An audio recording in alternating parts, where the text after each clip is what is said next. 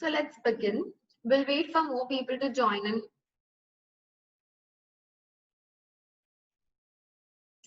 Hello and good morning, everyone. Thank you for taking your time and joining us for today's webinar. My name is Payal Doshi. I'm from marketing team of Imaginarium and your host for today's webinar. Today's webinar is a collaboration between Imaginarium and Rapidshape. The topic for today is Modernise your Jewellery Manufacturing Workflow. Just a little housekeeping before we get started. If you have any questions during the webinar, please type them in the Q&A session or in the chat box in your control panel that you see below. I will also be bringing them up during the presentation or at the end. Also, we'll be running a small polls in between. Please, I request you all to answer them. That will help us understand what are the questions you're looking up for. We'll try to solve them.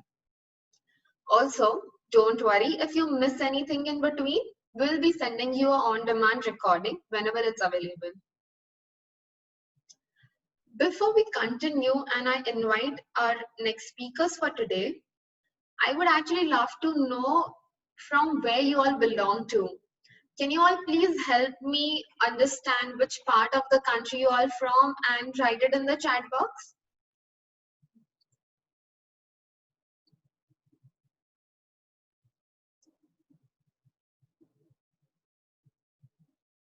I'm surprised to see we have so many people all over the world.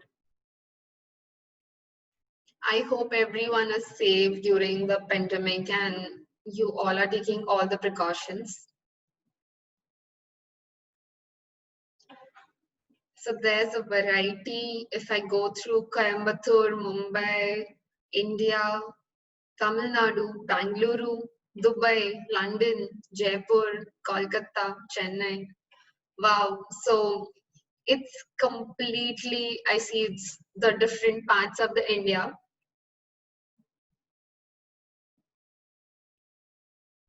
Indore, Bangalore. That's really good. Thank you so much, everyone, for your replies. So let's begin. So our first speaker for today is from Imaginarium.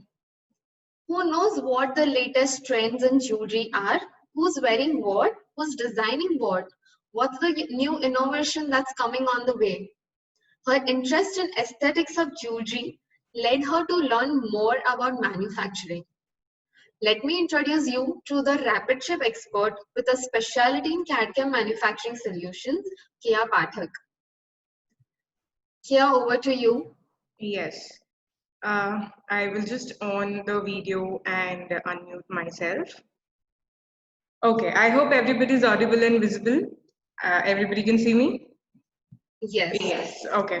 So to begin with, a very warm welcome to one and all and a very good morning. I know it is too early for a webinar to start with at 11:30 a.m.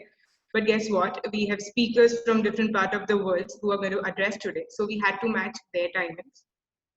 One thing which I want to pin out here is we have live 3D printing going on and would be portraying and focusing more on that. So I would just off my video here and we would on the live 3D printing going on.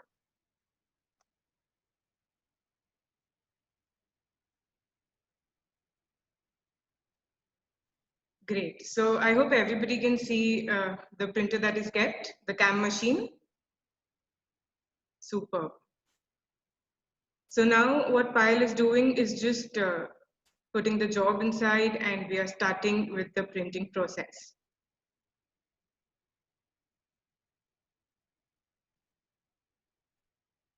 So here what I see is a lot of diversity all over the world. No matter the diversity, but there is one thing that connects us and I think that is jewelry. Maybe some are retailers here or some are manufacturers, but one thing that is common and that is jewelry. So I think this is what we are here today for. That is how we can modernize our jewelry manufacturing workflow. One question arises is, why are we very much interested in modernizing the workflow?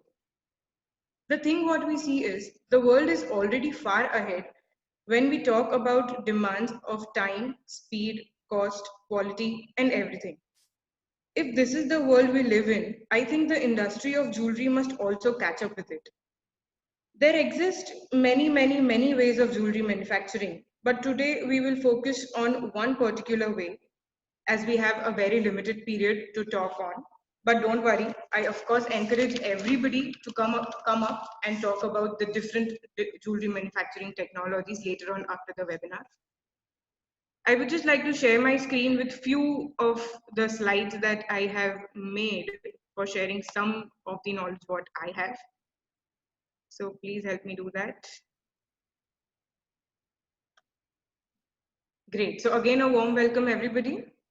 Let's begin. So I represent Imaginarium here. Many of you are aware and would be a part of it. So to start with, Imaginarium encompasses several different business interests spanning in various industries. But one thing that combines us is the love for design and manufacturing. We all know design and manufacturing goes hand in hand, and when infused with the latest technologies, it brings magical results. So we are doing at Imaginarium whatever it takes to incorporate it to one and all. And one such fundamental technology we are incorporating is 3D printing, also known as additive manufacturing. So Imaginarium began 16 years ago with its root embedded into jewelry. Imaginarium is one of the first companies in India to get this technology incorporated, where we begin as a job shop. But over the time, we realized that a market needs a one-stop shop, wherein you can go in with an idea and come out with a finished product. Say, for example, taking the first venture as Precious. The venture that we are going to talk about today, this is when we cater to the world of jewelry manufacturing, say accessory manufacturing, anything that is artistic, cultural, or made with precious metals. So this was all about precious and the thing that we're going to focus more about. Nevertheless, but we also have an entire business module which caters to engineers, scientists, and other such engineering related clients who are making, say, almost everything from cars to spaceships extra. So this is where we provide design, manufacturing, testing, assembly, and all such services. So that was all about Imaginarium Rapid. Coming on to another exciting venture, we have Imaginarium Life, which caters to doctors, surgeons, and hospitals by providing biomedical applications. I know this is of real interest, and of course, we can talk and discuss about this later after the webinar. Coming on to next, another team of Imaginarium serves as consultants. Now, when we talk about consultants, we consult to the ones who intend to have their own manufacturing processes. So Imaginarium solutions, when we talk about, we test out different kinds of softwares, hardwares, and materials, and select the best ones for every individual applications in order to reconnect to the clients. So this is where we are Imaginarium solutions. When it comes to Imaginarium Academy, it is an arm where we talk about technology, design, and 3D printing. This arm doesn't only talk to corporates or business units, but also we cater knowledge to schools and colleges. So while doing this, we've realized that the world needs more of awareness on the latest technologies and current trends. And I think we are the one doing it by ourselves. So this was all about Imaginarium Academy. Coming on to Imaginarium Ventures, here we invest in people and companies that are working on cutting edge idea using these current technologies. When we talk about investing into companies, we have another sister concern or a group company called as See Possible. You will of course see a lot of things about See Possible here in next presentation slides. But when we talk about See Possible, it's one of the leading companies providing digital solutions such as photorealistic digitization, customization developments for various industries like jewelry. We have several other units as well which exist, but to give a brief about, this was all about Imaginarium and the ventures what we had together. Imaginarium as a company, we are over 300 people working under one roof in Mumbai, India. But we are catering to industries worldwide across the globe.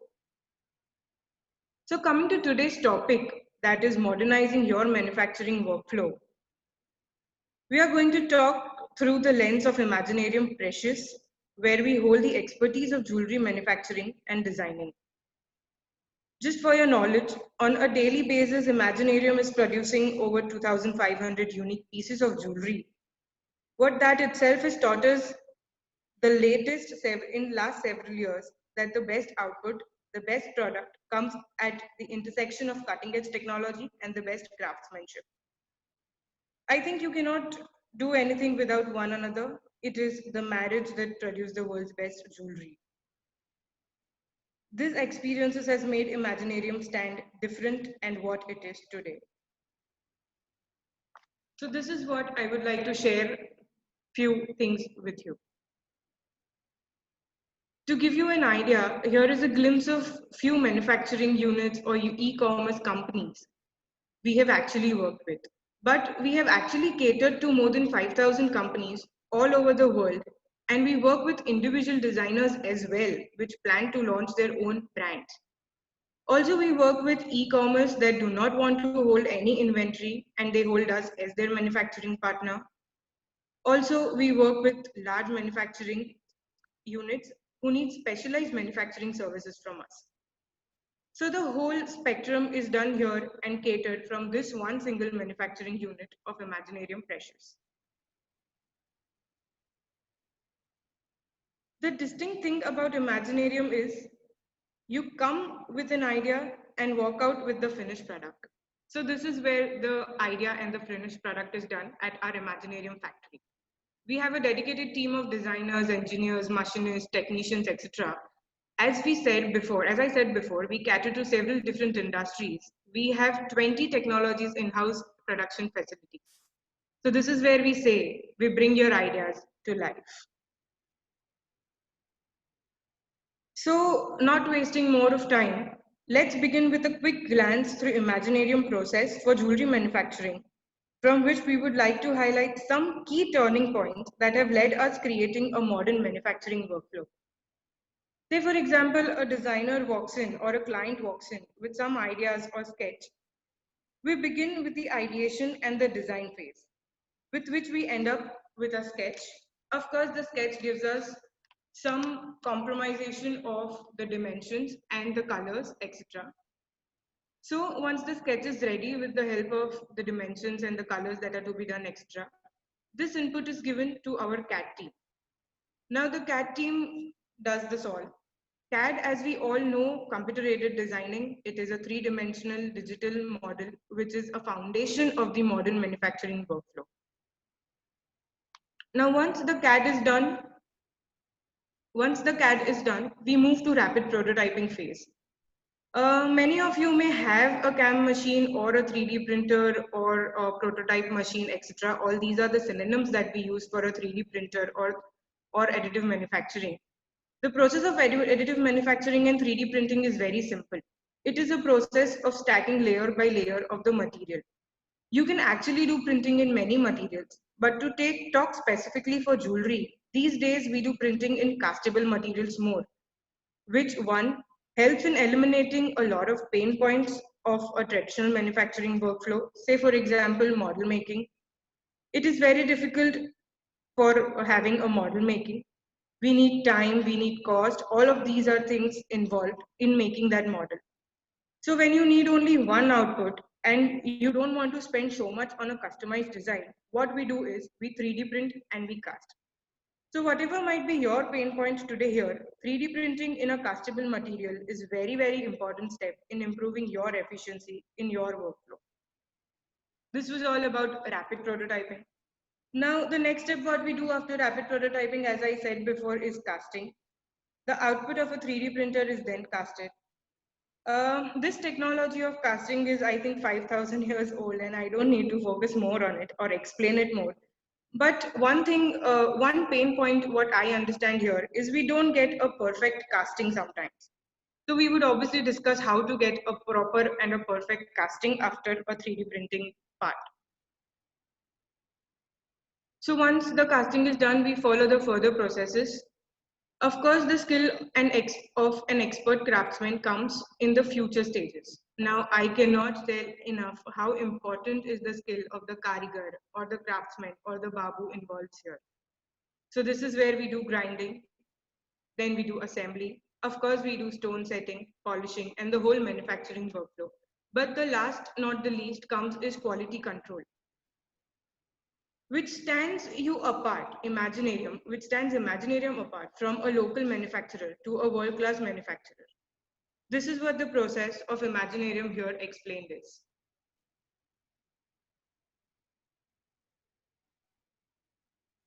So I hope everybody is pretty much clear with the process of what Imaginarium follows here. Now, when we talk about the modern manufacturing workflow, what are the key milestones in this? As I said before, many of you would have a part of this process at your manufacturing unit or maybe the whole of it. But it is very important to see or discuss how efficient are the solutions that you're using in this workflow. So as I mentioned in the beginning only, the 3D model, we should ask ourselves, are we really using the benefits of the CAD that can be done? Maybe or maybe not. We'll see to it later. Having a good 3D design is still not enough. When we talk about CAD, having a good 3D design is still not enough. When you want a 3D printer to replicate your CAD file or your 3D design, the input file needs to be very well structured with features, size, and geometries. It needs to be repaired as per the need of the CAM machine. So that becomes a bridge between CAD and CAM. And at Imaginarium, we use Autodesk Netfabb software here. So I would just like to have a small poll over here where you will get a 30 seconds of time to answer the questions. We would just ask our host to give the poll here and then you can see the question and answer accordingly. So Payal, can we please have the poll here? Yes. So launching the first poll. Basically, the poll will take 30 seconds. You just have to mark answers. This will help us understand more about you guys. Here you go. The first question for today is, which sectors do you all belong to? Are you guys manufacturers, retailers, wholesalers, designers, or brands? We'll wait for more 10-15 seconds. Please hurry up.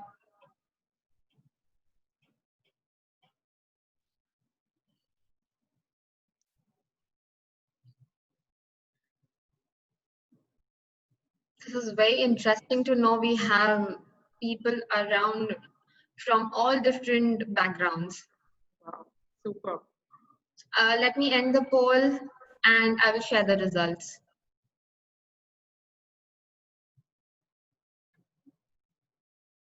Here you go. Wow, so we have all the numbers adequate. Great. Interesting. I'll hand it over to you back here. Please. Yeah, thank you so much. Thank you. So as I said before, at Imaginarium, the bridge that we use between the CAD, this is especially for the designers who are here, and also the CAM machine operators who are here. So when talking about the bridge between both, we have Autodesk and Netfabb software. Of course, I will elaborate more about it in the later slides. The next thing what need to be considered is the machine that you use, which is extremely critical. We shall discuss that also in further. But I would just tell you to ask yourself, if you want to publish a book, say for example, would you print it in your home 2D printer or a Xerox station? Or would you prefer going to the best publication house, which has the better printing option? So the answer is obvious, I feel.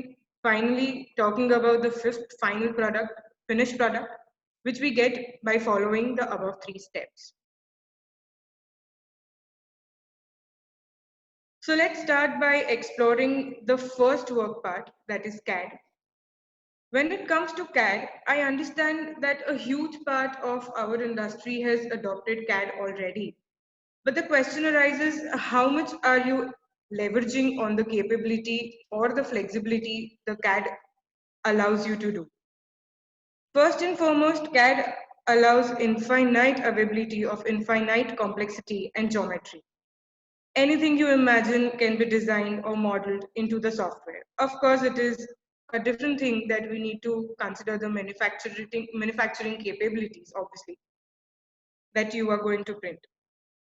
But as you see here, we are using some of the intricate designs that can be done on CAD. So on your screen right now, we have lattice structures or say filigree style designs, which have intricate structures. Or also you can see this linkage bracelet, which has designed and manufactured at just a one go. So when we talk about CAD, it's not only the complex designs. Not just that, I am sure each one of you might have got a demand for customization from the client. Everyone wants today something unique or something that is one of a kind. But a challenge that we talk for the whole manufacturing process is that of quantity. When we talk about customization, the question arises for the quantity. If you don't have adequate quantity for a particular design, it is not economically viable for a manufacturer. And that is where manufacturers discourage single piece or low quantity. But, not anymore, I feel. First and foremost, the ability to customize the design has become so easy because of CAD software. Say, for example, you can see here is the cufflinks that can have initials. The next what you see is the wedding band that can have entire sound waves, the love waves, what are engraved into the ring. Of course, you see a boy holding a drawing on a greeting card for his mother. This also could be converted into a pendant of that exact same design with all the colors and different dimensions. So customization also requires a great CAD. We talked about complexities, we talked about customization. Well, how about breaking the horses and old rules of jewelry and turning it on its head? What you see here could very well have been exquisite art in the world, never execute to other. But with the right set of CAD softwares, we can have sculptures, artworks, textures, as we can see on the screen, and other exciting features as a part of your jewelry design. We've all seen the level at which the technology has reached. Say, for example, when you watch a movie that is animated, I think the same technology has been incurred here in jewelry industry for giftings, giveaways, and all these can be made in all the materials, like say, for example, gold, precious metals, silver, brass, copper, etc. So this was all what we saw about was complexities, customizations, the gifting materials, the intricacy. Now, my personal favorite reason to use CAD here is the ability to visualize a product before it is even manufactured. Today, clients are so choosy and want to make so many physical changes. Of course, we all are facing that. One can manufacture a product and rework and over again. Instead, if the client can be showed a photorealistic product exactly as your finished piece, then you can happily not just allow them to make changes again and again, but also you can do the unlimited inventory digitally. In an age where it is difficult to hold the inventory, it is undesirable, it is compliance, it does not allow us to scale fast. So in a world where everything is digital, I think jewelry has now revealed the level where it can be a virtual product than a physical product. It is therefore, I think, a reason why Imaginarium has also got a group company called See Possible, as I mentioned before, which offers a superb, world-class photo-rendered products of your jewelry. Of course, I would encourage everybody and all of you to avail this virtuality by Imaginarium and See Possible. So this was all we talked about CAD. As I mentioned before, there is a bridge that is required between CAD and CAM. So it does not stop with CAD. We have to ensure manufacturability also. So here we settle for a mediocre that kind of talks to a 3D printer. There are several softwares available in the market as well for this, but Imaginarium chooses Autodesk Netfabb.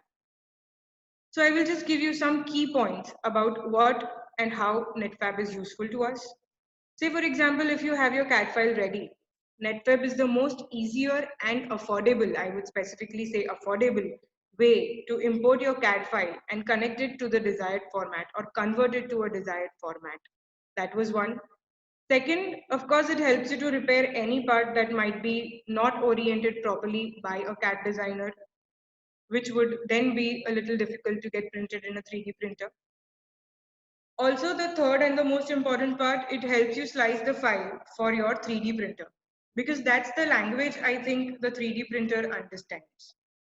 Also, it helps you prepare your 3D printer platform in the most optimal way. Now, this is where we need to focus more while we are using a bridge between the CAD and the CAM.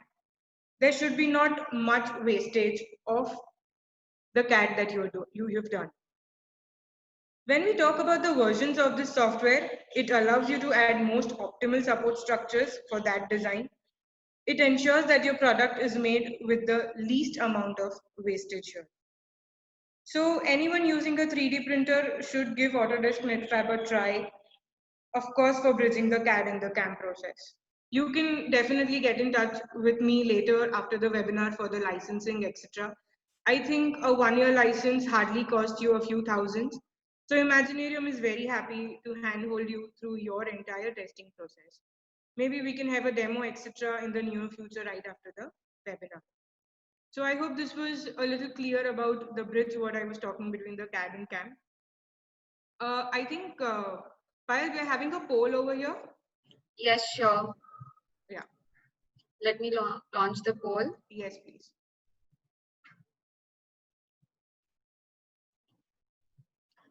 Here is the question. Which 3D printing software do you use currently?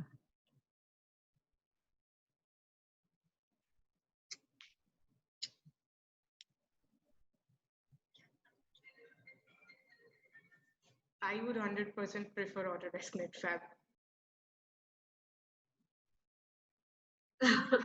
Obviously, we will just wait for more 3 seconds. Yes. I think yes, we are done. Let me end the poll.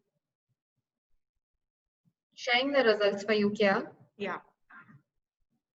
Oh, we see not applicable more over here. Great, superb. So I think this is the chance where we can have Autodesk Netfabb demonstrations required for the people who are not much into it. Of course, this all we can discuss later after the webinar is done. Moving forward. Okay, all right. Now coming on to our hero of the webinar today. So one and the most important thing, you cannot modernize your manufacturing process without using a 3D printer. I am aware many of you present here would be using some or other kind of 3D printers. But I would again ask you the same question that I had asked before. If you want to publish a book, I am sure you have the answer right now. So here, if I put it simply, nothing beats German engineering and manufacturing technology. So when it comes to jewelry, would it not make any sense to invest in a German 3D printer than have which is mainly and specifically designed, especially for jewelry manufacturing? Today we would be talking and hearing more about the Rapidshape printers from the manufacturers themselves. How they understand the industry. Of course, they know that the industry does not have the same needs. Also, they have the diversity in the products that they serve for Rapidshape. So when we talk about the whole process of jewelry manufacturing, we have somebody very near to us, close to us, dear to us, which I would like to introduce here as a company first and then as a person. Established in 2011, Bluestone, it is a young and omni-channel brand which provides a high-quality fine jewelry which executes designs. In a short span of time, they have built a large quantity of quality customers and are spread with over 25 stores pan-India. So I would really like to invite Mr. Raminder Singh, Head Merchandiser at Bluestone. Mr. Raminder, can we have a small interactive session here for all the... Hi, good morning. Yes.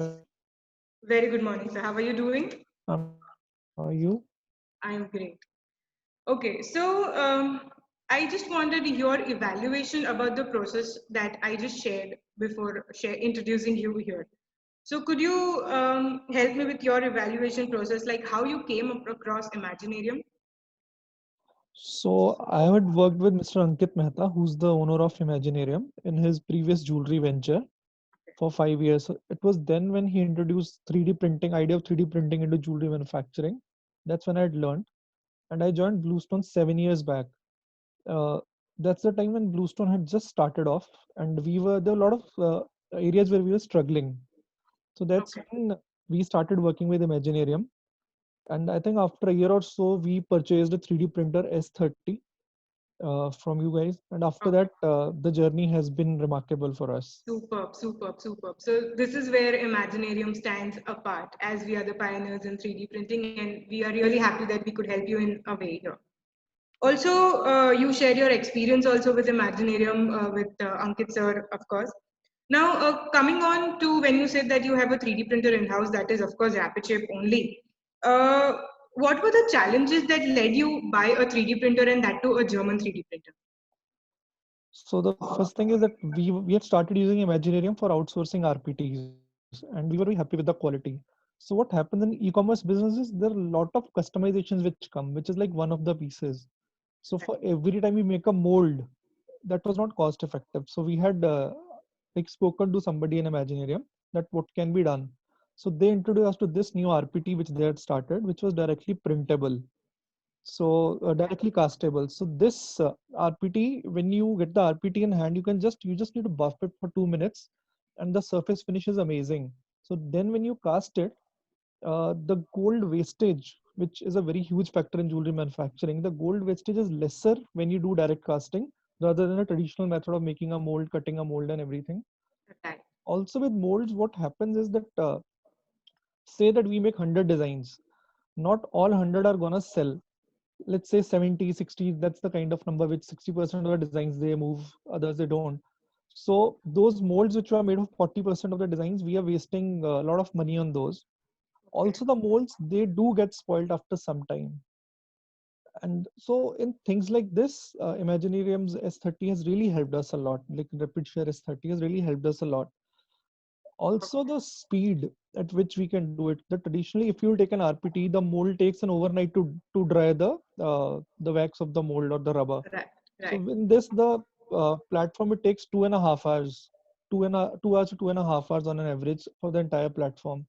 You just buff it in another 15, 20 minutes and you are ready for the casting same day, where traditionally we used to wait for one full day to start the casting. So now a lot of customers come to us, we have our engagement, we want the product in 2 days, one day, 3 days. Right. We'll Right. come to your office to pick up the product. You don't need to courier us. We'll save the money. Somebody will come and pick.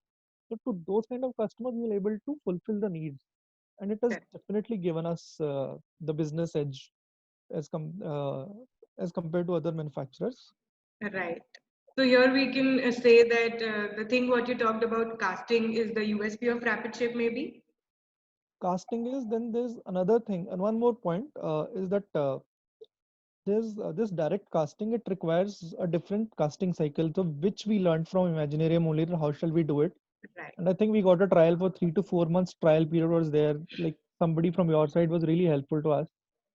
What the difference? Another very important difference in 3D the direct casting is that we can go as thin as 0.5 mm metal in this.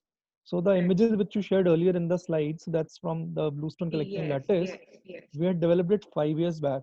So those lines which you see, the mesh you see, it's 0.5 mm the line thin. That's how thin the line is.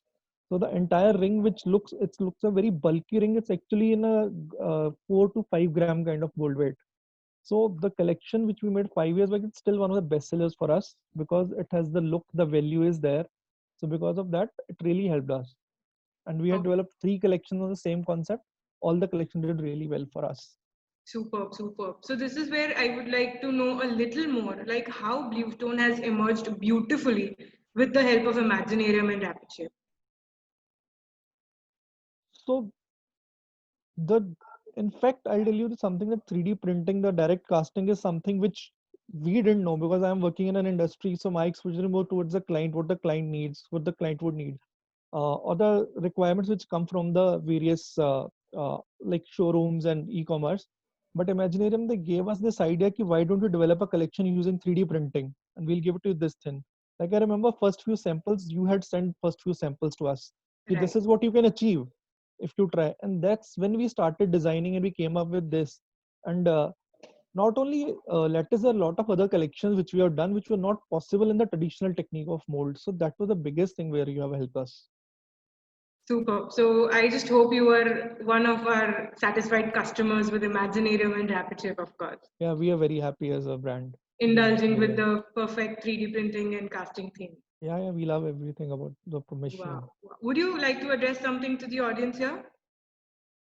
So I would say that all the manufacturers who are, let's say, uh, struggling with customization, which is a very big thing these days, where the customer is very particular. Yeah, I want something like this. At times, the customer will come, he'll say, I need an R under it, or I need a S under it. So all those things are very easy if you have your own RPT machine in your office, Right. and you can probably, it helps to grow business for everybody. Okay. Thank you so much, Raminderji. Most Thank you welcome. so much. Most welcome. Yes. So we heard from Mr. Raminder here, head merchandiser from Bluestone. And this was my part and his part here, introducing the process that we require for modernizing the jewelry technique. But focusing on the hero of the presentation today and the webinar today, that is Rapidshape. Payal, I would like you to introduce Mr. Franz, please. Hey, yes.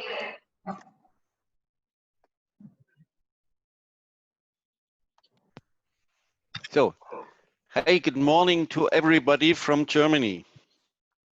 Good morning, Franz. How are you doing? I'm doing fine, thank you. Very excited to get a little bit of information over to you about 3D printing. Superb, superb. So, you want me to start immediately or you want to get something else? That is your call, whatever you feel right. Okay, then I think as German engineer, we start immediately with the presentation. So can I share my screen with you? Yes, yes, yes, you can do it. Okay.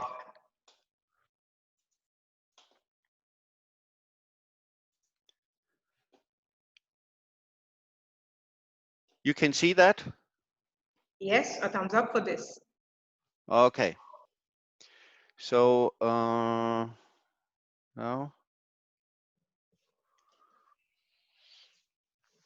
So now I'm a little bit lost because I don't see anything what I'm presenting anymore. I just see my screen. Is that okay? Everything fine? Yes, everything fine. You can be comfortable. Okay. So, once again, good morning to everybody. My name is Franz Benzinger. I'm the sales manager from Rapidshape, and I want to talk about our machines.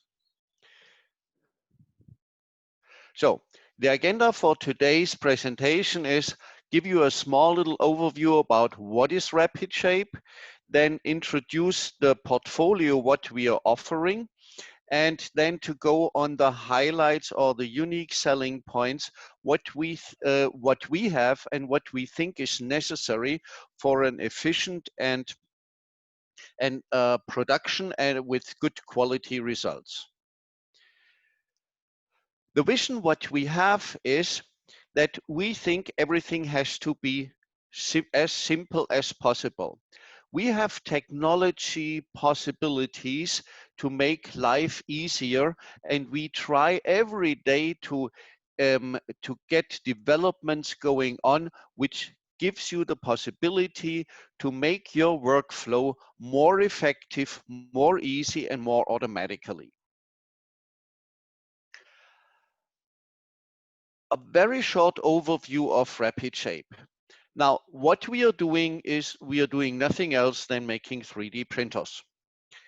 Plus the post-process. What if somebody of you is using 3D printers, you know, after the print job is done, it's not 100% finished, you need to clean the result, and for what we are using, you need to post-cure it. So this is what we do, nothing else.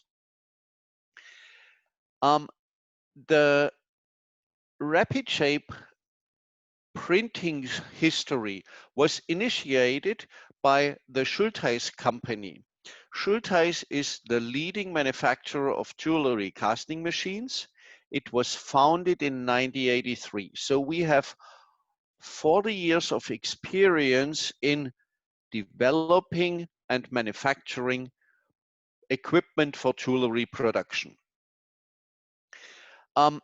In 2008 already, we started at Rapidshape of developing 3D printers. Now, after 3 years of development, we got the first printer ready, which we thought now we are ready for launching a printer and getting out to it on the market.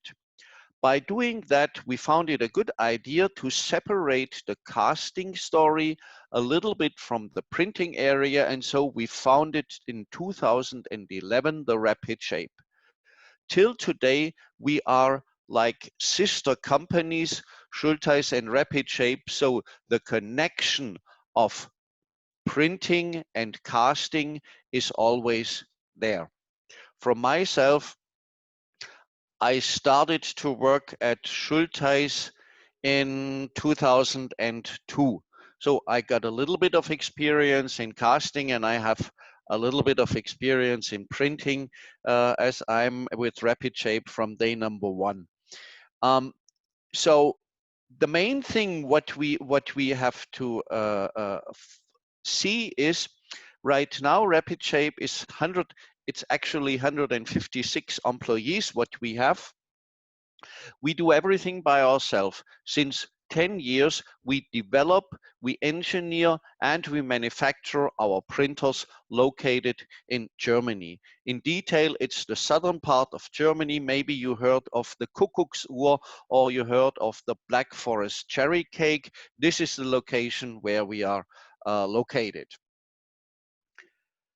To be innovative and to have pretty much always the newest things on our equipment, from our 150 people, 35% of them are working in research, development, and application. So this is 50 people doing nothing else than designing and developing new functionality, new technology, new features, and searching or supporting applications. So we know a little bit about jewelry. Of course, we are not jewelry designers, but we know how to take the design and to get them printed.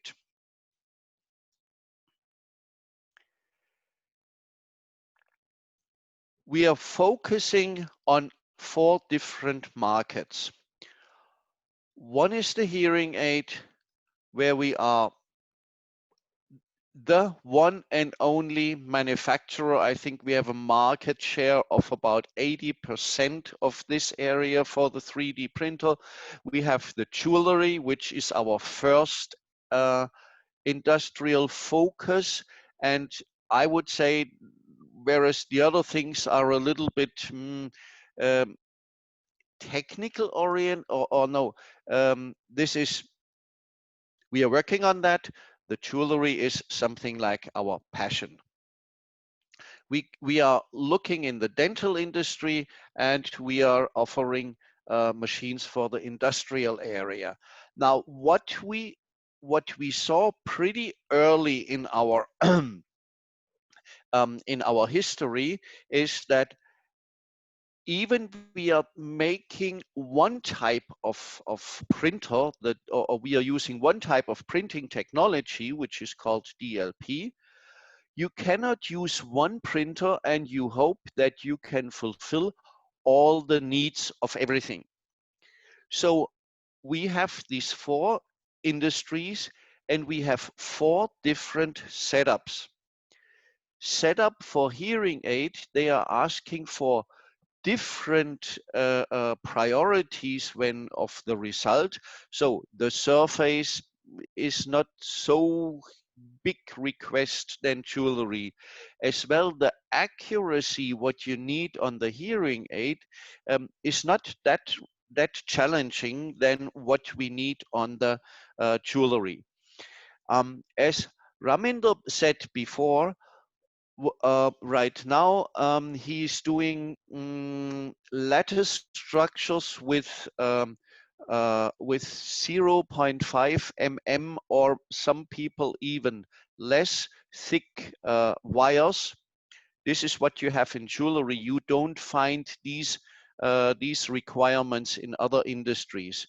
Now, if you look for dental, they have different applications, and if you go to industry, it's a huge difference, because still, when going back to jewelry, we have small little parts. Just think of these rings, what we have here. This is pretty small. If you look at industry on this exhaust system, what you see on the left side, on the right side here, this is a huge part compared to rings or pendants or something. So the requirement of accuracy overall or accuracy at the point is totally different. Therefore, all our setups are different. What we are offering. The process is like you're creating, making a CAD design, you're preparing, taking the right material for your application, what you want to do. Like we have material for mold making, we have material for direct casting, we have material for we have various materials for direct casting. Some are a little bit better for pretty heavy parts. Just think of college rings, what is pretty famous in US, or think of these typical filigree Asian type of jewelry. There, the requests on the surface are a little bit different, so we have various materials on that. And then you print, and afterwards you you post process that. We have desktop print. Yes. Franz, I would just like to interrupt here for a minute. Our live printing is over. As we can see on the screen, the machine says that the print is over. And Okay. When you continue more with your presentation, I think we will show the audience like how the print has come out. So I would again interrupt you in some time. Should we interrupt, and we make a small little picture on the printer and show how the pieces are hanging, and then I will follow. You continue. I'll just interrupt you once I open the machine and show them. Okay. Yeah, thank you. So we have the desktop printers. The entry point, what we have is what we call a S20. This is a professional printer set up in 3 different building areas. Here as well, we know that we have this, especially in some places in India, you have these micro pave things where you have small little stones connected very close together, that it looks like one huge stone. Here you have to be very precise and very accurate. So we have a setup made especially for the small little things, and we have a setup for this S large. Here I would say this is very perfect for the typical European or American designs. Okay, I see the picture. Do you see this as well?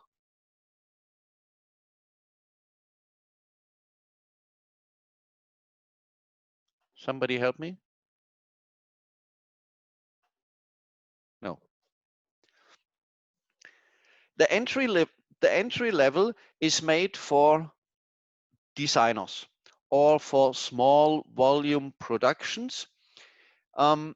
It's a high-end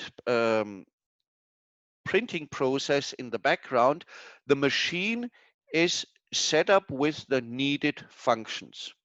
What we can do is we can do, according to the design, something between 18 to 25 rings per job. A job is typically now a little bit faster than what Reminder said before. Now we are talking about pretty much 90 minutes per job, whereas in 35 micron layer height. The next level is the same printing process. So we are not changing in quality, but we are adding functionality. We are adding convenience on that. So we have a bigger machine, bigger machine in outside dimension, like the housing is bigger, so we have more space for putting convenient functions in there. I will come to these functions later on. And a very special setup what we have is a S30 speed. The S30 speed is a machine especially designed and optimized for printing Nocta model designs. The Nocta model design is the perfection of what people are now calling 3D design. Here are designs which you would never be able to realize if you do the traditional classic approach with, with the rubber molds, because the designs are so complex, they are so somehow closed, that you would never get it into a into a rubber mold, or maybe you get it in a rubber mold but you cannot take it out anymore. So these typical lattice structure designs with very thin grids, they can be done pretty fast if you apply a special strategy in building. And this is exactly what we put in this machine. Optimized for these lattice structures, super fast. Then we have a washing system. If you are printing, you know for sure that you are cleaning with this IPA alcohol. This is smelling and this is a mess. Here we created something like, you know, maybe from your kitchen at home, a dishwasher. You put the parts which you want to clean, you close the door and you press enter. And then liquid is coming to the inside. It takes a while and then the liquid is pumped out again and you get dry and cleaned pieces of plates or glasses or what. And exactly this is what we do, only the pieces inside are printed jewelry items. The next convenient thing what we have is a special curing unit where you post-cure the material. We know that curing can be done with some easy things like a UV light.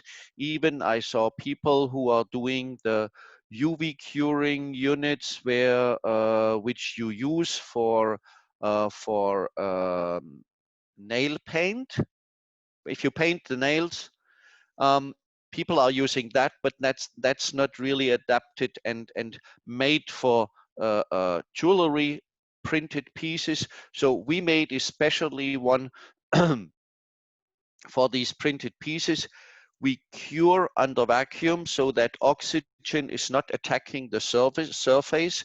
We cure in 2 different steps, whereas step 1 is focusing on curing and the surface of the parts and making them stable.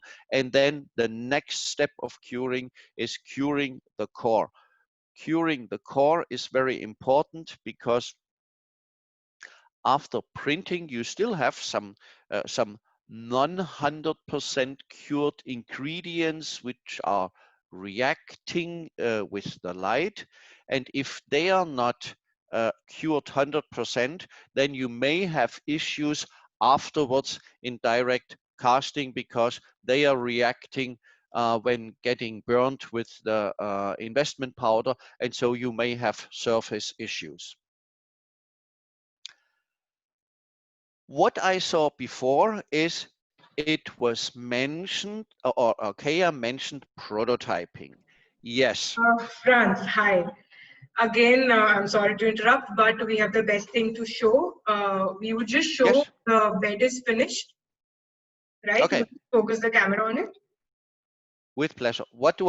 I stop my screen or No, what? no, it's okay. You let it be. The video is on Okay. already.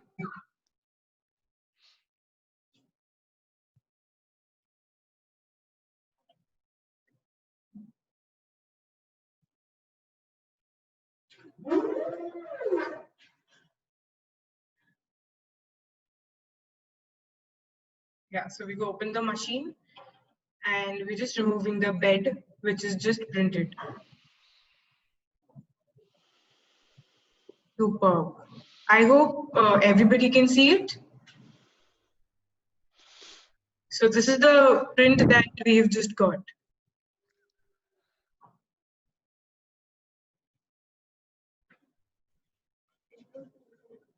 I would request everybody to pin Payal Doshi.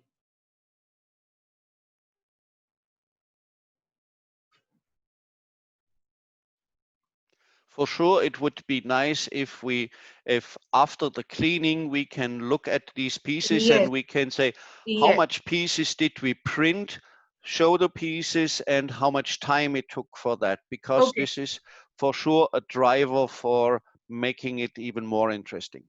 I think people are telling they can only see my face. Okay, I'll just show you from my screen like how the bed is looking. Just one second. Yes. Now is it visible? Yeah, now it's better than the picture before. This is just the output. Now we would just do some of the cleanings. Until then, Franz, you can continue with your presentation, and then later we'll show the parts, cleaned Okay. parts of them. Okay. Oops. So before Keya was talking about prototyping. Yes, that's correct. When we began 10 years ago, the focus was for sure for small productions. It was not imaginable that one time we could talk about doing really a lot of pieces per day. In the meantime, we can. We have our mass production printers.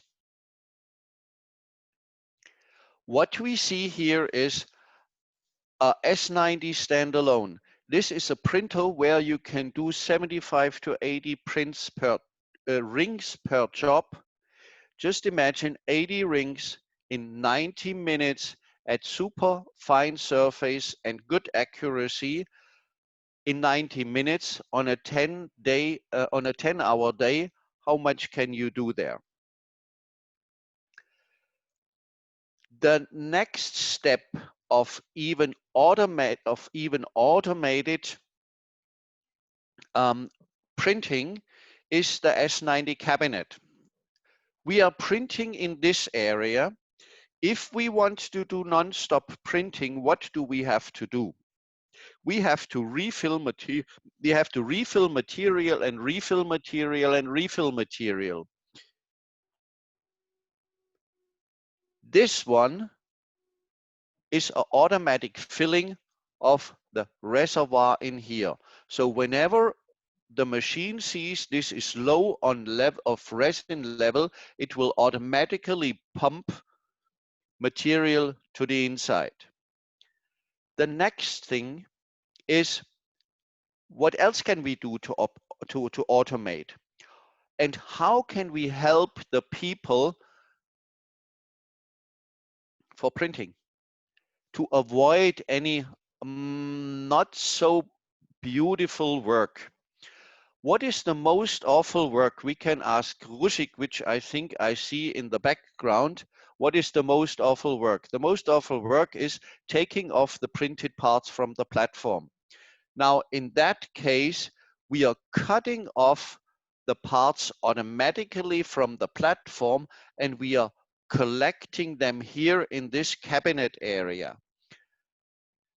The machine will automatically start with the next job, and the operator can collect the printed pieces whenever he wants by opening this door. So we save a lot of time, we reduce the amount of human interaction, we reduce the amount of paying attention on something, plus we take off the most awful part of the whole print job. And if you are really interested in super duper high-end mass production, then we have the solution where we put a couple of machines in line. We do automatically put print jobs on one printer which is idle. So all of them will always print. In the background, there will be a conveyor belt. Material will be cut off. It will be put on the conveyor. The conveyor will transport it in this area where the parts are cleaned automatically and be ready for post-curing, placed here in this area. And this is the control system which takes care that everything here is always busy. Made for 24-hour production, 7 days a week. Like that, it's possible to do about 6,000 rings a day. I think this is something where you can live with. I was talking during the presentation about a couple of topics. Now let me focus on that. One is what makes us as fast as we are. This is the force feedback technology. In general, we are controlling the whole process. We are analyzing and reacting every bit of a second according to the actual situation, what we see. This is what we can do with a force sensor. The force sensor gives a feedback of the actual situation, and the machine is doing the strategy according what we have. This is a patent invented by a research center called TNO in 2008, and we are using this system and optimizing it since that day exclusively. The good thing on that is you can see exactly what's going on by showing the heartbeat of the system. For example, here you see curing time, here you see applying the force, here you see releasing, and here you see starting and preparing for printing again. In detail, you see this one. So the printing process of a normal DLP is you cure, then you create a layer, and then nobody knows anything. Normal printers, they are doing something what they don't really know what to do, so they do it cautiously. The difference here is we know exactly what we do because we are measuring the force. Now you see, we are starting releasing here, and the less material, the less cross section which is sticking, the faster we can move up. And that's that's the secret behind the force feedback. We know always what we are doing. Comparing to other systems, what is on the market pretty much is a system called SLA. This is where a laser is curing liquid material. This is going back to an invention of 1984 from 3D systems. But as the laser is all just a point where you cure, it takes a while. The more you print, the longer it takes. The next big step was 1998, where DLP was invented. This is a projector which is creating light. And as you know from a projector, like you do PowerPoint presentations, you can do one slide at once. And this is what we do, what DLP is doing. So whereas this is point projection, here we have a mask projection. And connecting this DLP with this force feedback technology, we see here the printing times in comparison.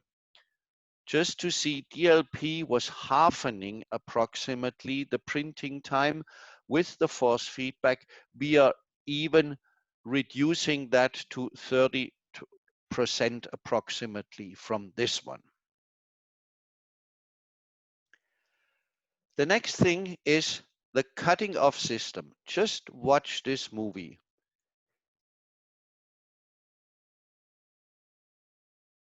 Here we see the printed part as ready. And now we put a basket in here. A knife is automatically cutting the parts off,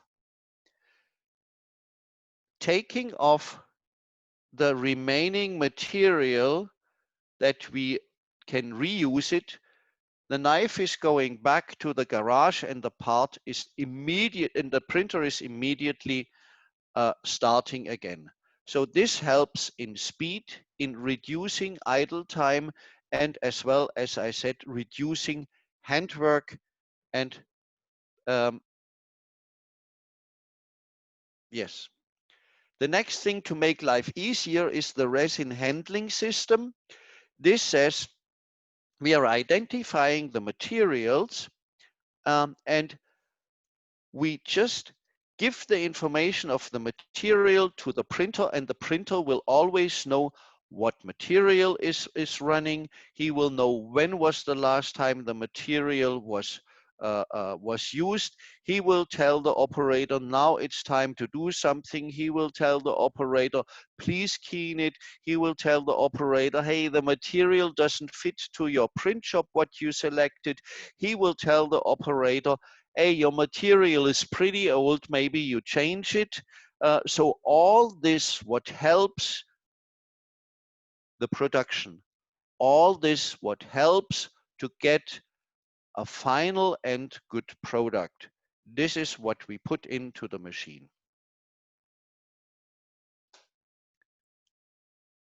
The next thing is what you know about light. You know that light is creating heat. We are producing, or we are using light to cure material. Now, just imagine all this resin is somehow reacting with light.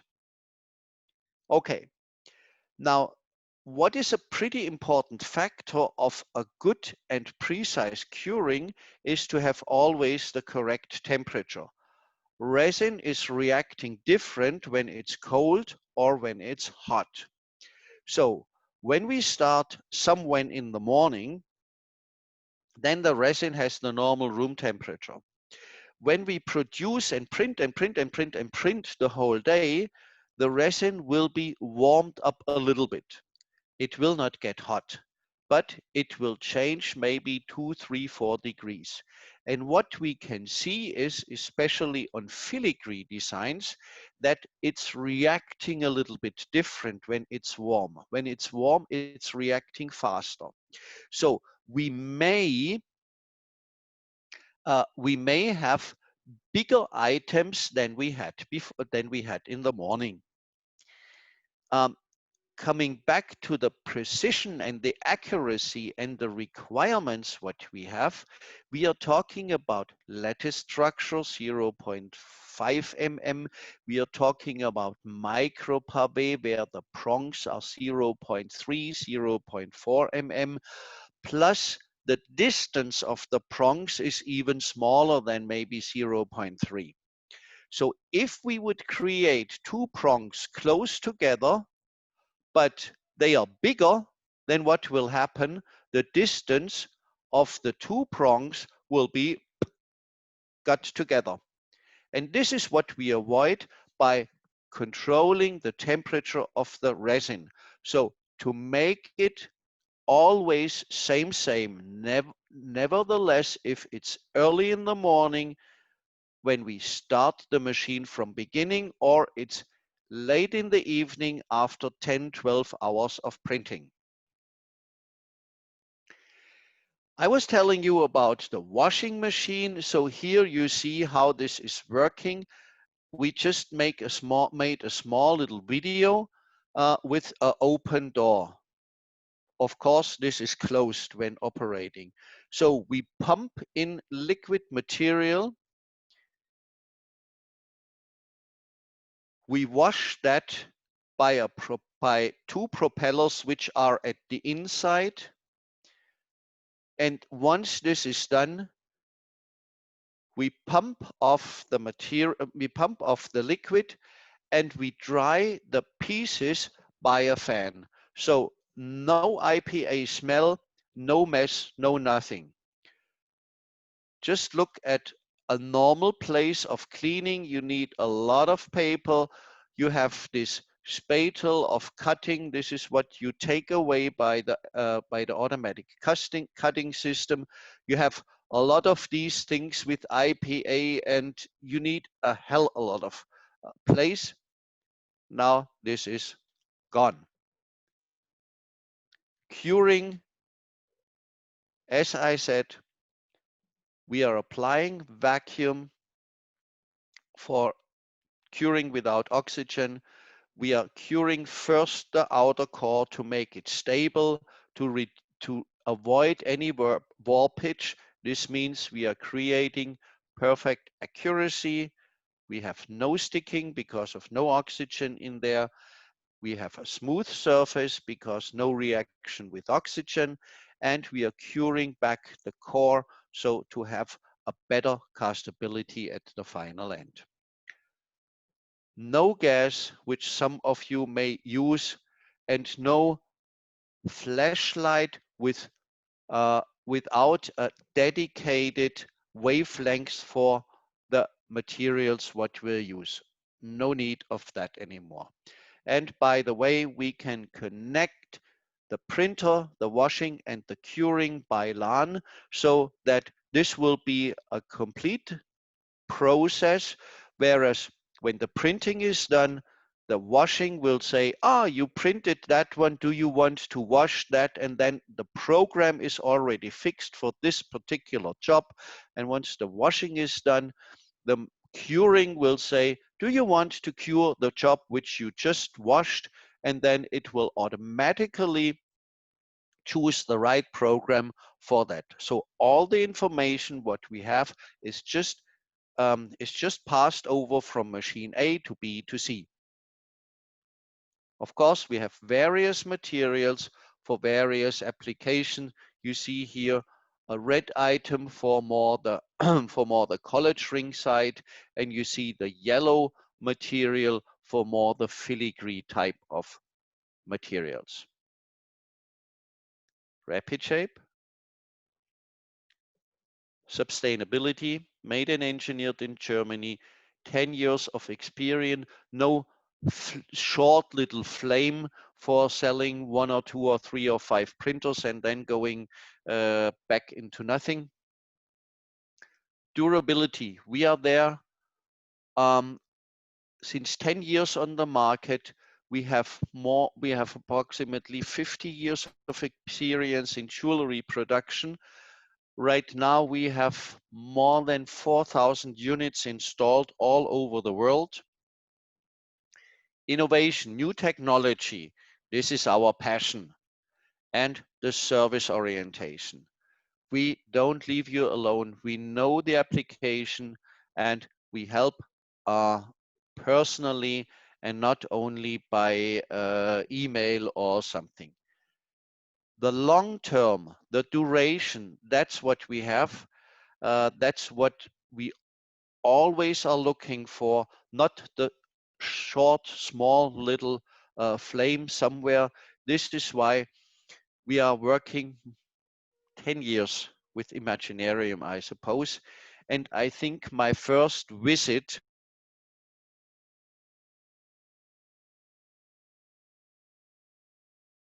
seven, yes, 2007, where Keya, can you help me? Who was um, the general manager at that point at Imaginarium?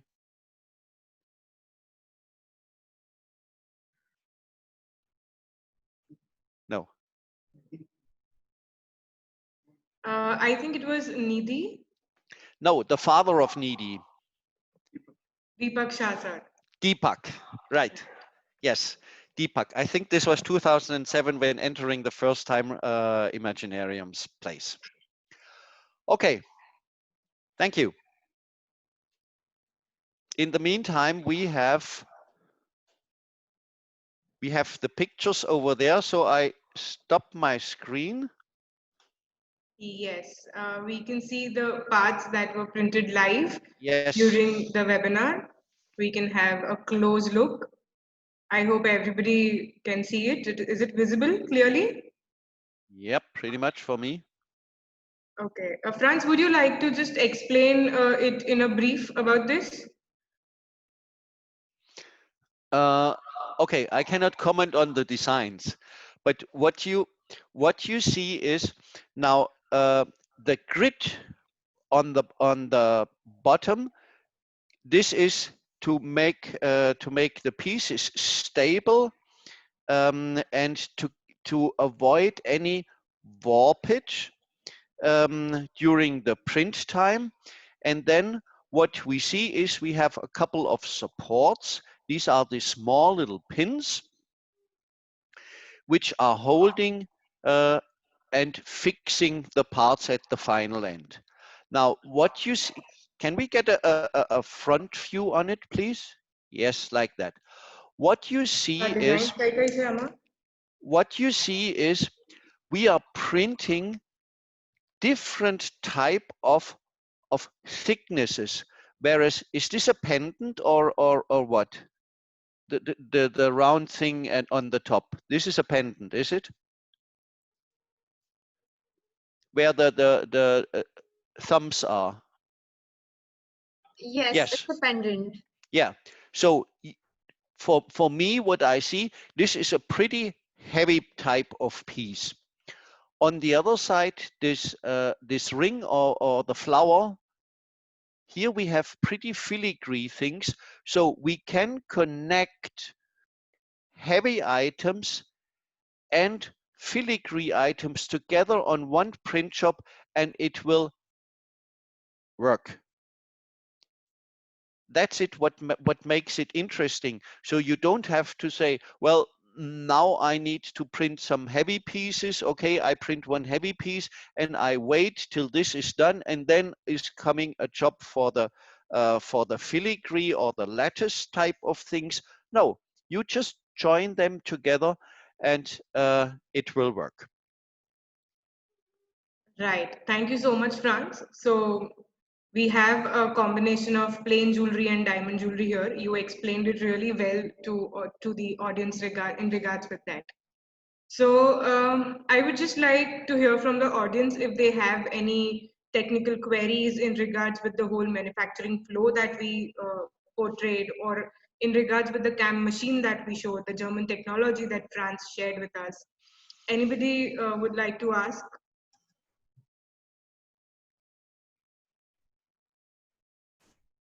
Let's do this. Let's give people some time to think. By that, let's go ahead with the poll number 3. Sure, that's great. Yeah, let's just understand from there which printer do they already use. Here we go.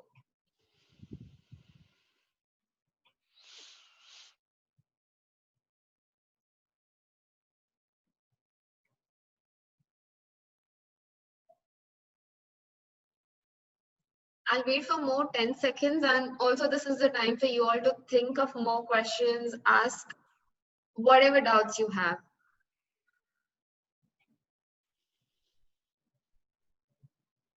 Let me end the poll.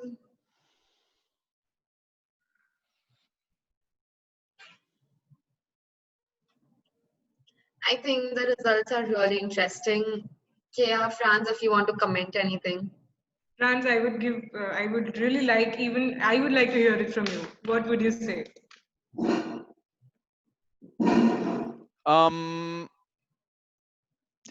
It's interesting, and I'm pretty happy on that result, I would say.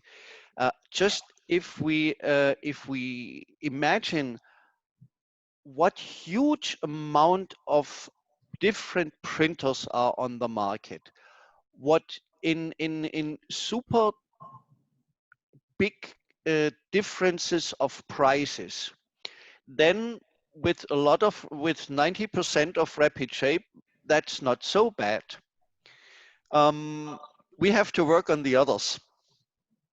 Yeah. And Yes. Okay.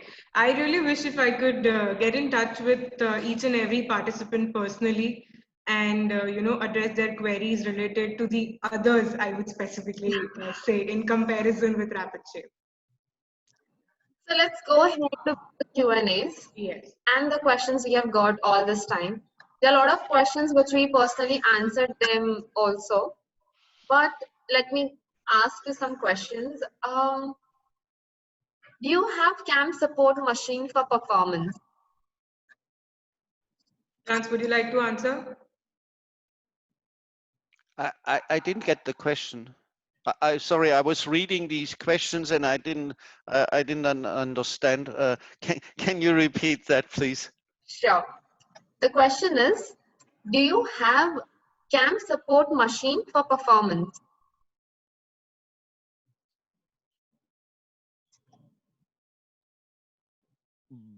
It's a Yeah. Can you do this in other words? I don't know what. no I worries. don't understand that.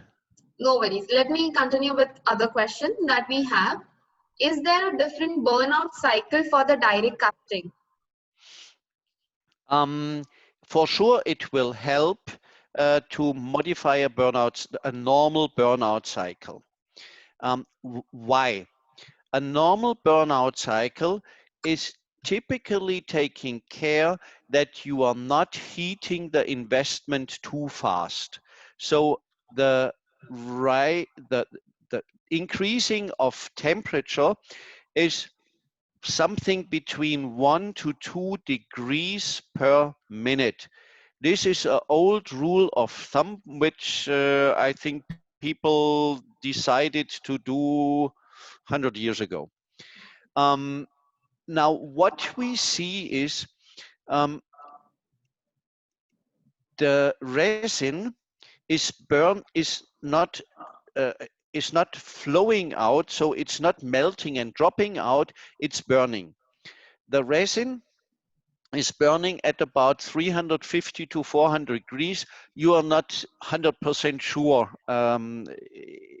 from the physical point of view and depending on what ingredients there are. But all of them are burning something between 350 and 400 degrees. And this temperature range you should pass pretty fast so that the resin is burning in a short period of time. So the secret behind that is to pass the 350 to 400 in a fast way. That's it. What we recommend is after 300 degrees to speed up the process to 500 degrees and then to keep at 500 degrees for 1 hour for a typical flask size of 4 inch in diameter, and then to do the normal cycle. What helps as well is if you are not burning at 730 degrees, but burning at higher temperatures, like 750, 780, depending what the investment powder is standing, and to at least keep this high temperature burning stuff for 4 hours. That's about it. So in general, we are not changing any big thing. We are modifying a little bit. And the good thing is you can mix wax pieces and resin pieces if you want. And for sure, there are a lot of companies who are not 100% uh, casting with resin pieces. They still have wax pieces, and the good thing is you can connect them, so you don't have to make wax trees and resin trees. Just mix it. Thank you so much, Franz, for such detailed answer. There are a lot more questions here. Um, let me, yeah. Is it advisable to use direct precious metal printed designs, or would they be weaker as compared to casted? I'm not sure if this is the right question to ask me, because because we are making the resin material, the resin printers. So my answer has to be no. It's not advisable. Um, of course, but I can give you my view on that. Um, what you need for printing precious metal is you need powder. Powder is even more expensive than normal liquid, than normal gold alloys, because you have to create first the gold alloys, and then you have to make the powder out of it. So naturally, it's more expensive. So this is quite an expensive material. Number two, um, the to print pieces, you just imagine you have a basin which has to be full with powder. So if you want to use a height of a part of 30 millimeter, you have to have a container filled up with 30 millimeter of powder at the final end.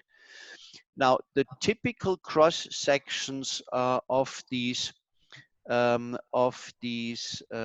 printers are, I suppose, 50 by 50 or 60 by 60, something like that. 30 millimeter height. So I'm not 100% sure. I didn't calculate it, but to print one ring, for sure you need to use approximately half a kg of gold powder. This is $15,000-$20,000 just to have at the final end a ring with a weight of 6-7 grams or even less. This is effectiveness is something else, I would say. Plus, where you see a printer from our area, a printer from Rapidshape, I would say professional resin printer, is invest of $20,000. A super duper cheap printer where you can print something. I don't know, I think I saw something last time on the IIGS, somebody was offering for $5,000. So we are talking about not that much money for whatever you decide. If you go on such a powder printer for precious metals, then we are easy in $150,000, $200,000 area. And so the question is, do you want to invest that for really making only a masterpiece? This is nothing for mass production. And just take powder and look what surface you can get. This is not really what you expect from jewelry. So you have to do a lot of post-processing, like polishing, and then looking at the super fine surface you sometimes need.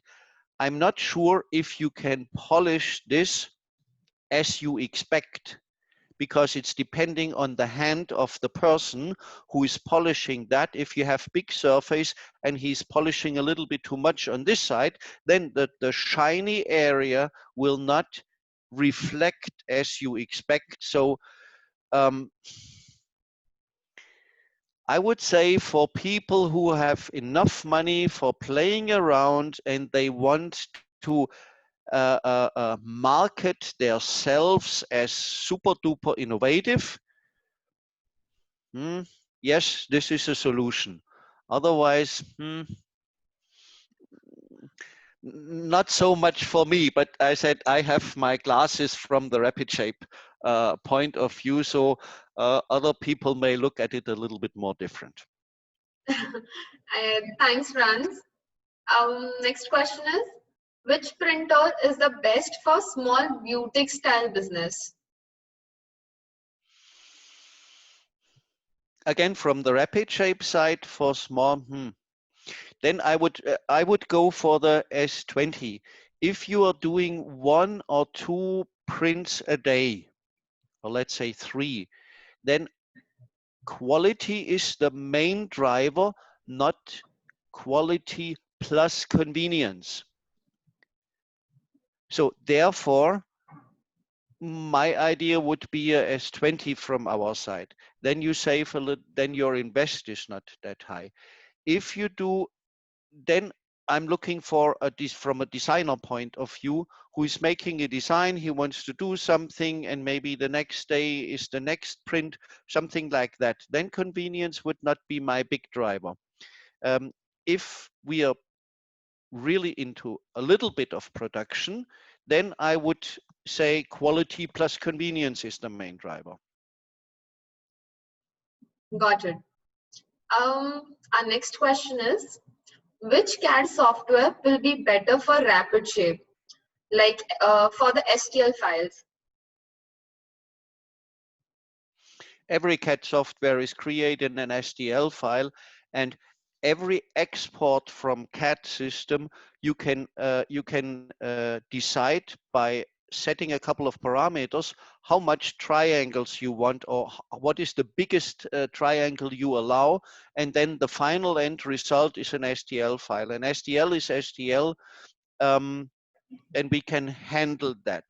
Plus, the machine is coming with Netfabb, and Keya was explaining pretty clearly in the beginning, Netfabb has an automatic STL repair function. So whenever there may be a small little gap or something, then you put it in Netfabb and it will say, oh, I'm repairing it, and 2 minutes later it's repaired, and that's it. So everything is the same. Only thing I cannot decide about what is the best CAD system for designing. There I have no experience. I cannot say anything. It's just, for me, every STL file is good. Got it. The next question is the reason material life plays an important role in part dimensions? I mean shrinkage of parts. Once again, is the resin? Material life plays an important role in print part dimensions. The resin life, is this, the question is, we have two status of the resin. One is when it's liquid. So the shelf life, I'm not sure what is the question for, so I will answer both. The resin shelf life is approximately half a year to 9 months. After that, it can be that the different ingredients in there, they are getting separated. So after, for sure, after, let's say after 1.5 years, the resin will not react really anymore. So that's for the shelf life. Now, if we talk at the second status, this is after finishing the print, finishing the washing, finishing the curing. Therefore, what we see is after weeks, the castability is not that good anymore, because there must be a couple of things just evaporating from them. But the usual process, what I see is the cast part is not surviving more than 3 to 4 days. Usually this is printed and cast directly if this is a complete workshop at once, or this is sent to somebody and then this is cast within 2 days. So I would say the normal lifetime of a printed piece is 5 days, 6 days.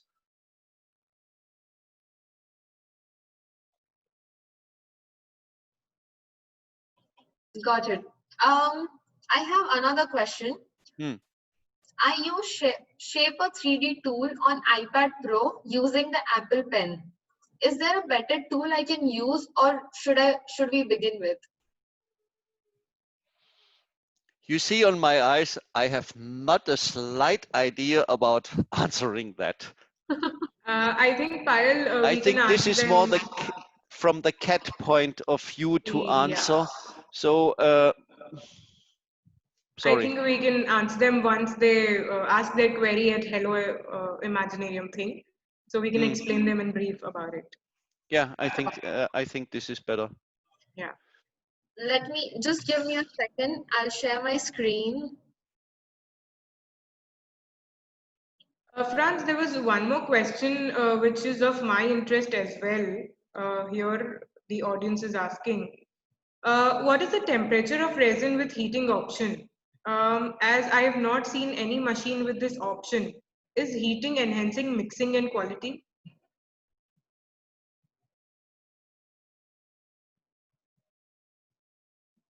Heating. The main thing is not that we need a certain temperature for the heating. The main thing is that we can keep the resin at the same temperature. So we are heating the resin up to 27 degrees. We are heating up the tray and the resin to 27 degrees, and we are checking and controlling the temperature. So what we do when we see that the heat or the temperature of the resin is increasing, we are just reducing the temperature control.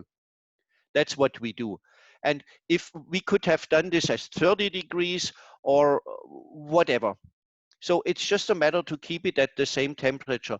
And to be honest, what we would have preferred to do is to cool down, so to control by cooling, but we had no idea how to do that. So we said, let's keep it on a higher level, and then we just reduce the heating to keep it on the same. That's about it. Now, the difference, if we are in detail, I mentioned before that the resin is reacting different at different temperatures. So the parameters for the S20, which has no heating, are different than the parameters for the S30, which has a heating, because we expect that the S20 is operated at 22, 23 degrees, and the S30 we control at 27 degrees. So to get the same accuracy and the same results, parameter files for 20 is different than parameter file for the 30. I think that was the answer to the question, is it? Yes. Good. Thank you so much, Franz. I'll leave the screen for 2 minutes. I'll allow everyone to please take a screenshot or click a picture of the contact details. There are a lot more questions which I can see right now, but since we are running out of time, we'll make sure we reply to all of your questions by today end. Definitely. So thank you so much, Franz, for coming us with us Welcome. today. You really gave us a very insightful detail about Rapidshape, the CAM 3D printers, different type of printers. We really had a great session with you. Oh, Also, thank you. thank you so much to our lovely audience for waiting here for such a long webinar. We really appreciate. I also understand there are a lot more questions which you have. You want to answer them. We do not mind doing more webinars in future. Keep drop us sending messages, drop us emails. We love to arrange more webinars for you. Thank you so much, everyone. Have a great day. See you soon. Thank you all. Bye-bye. Take care. Thank you from my side as well. Appreciate it being with you. Thank you. Thank you.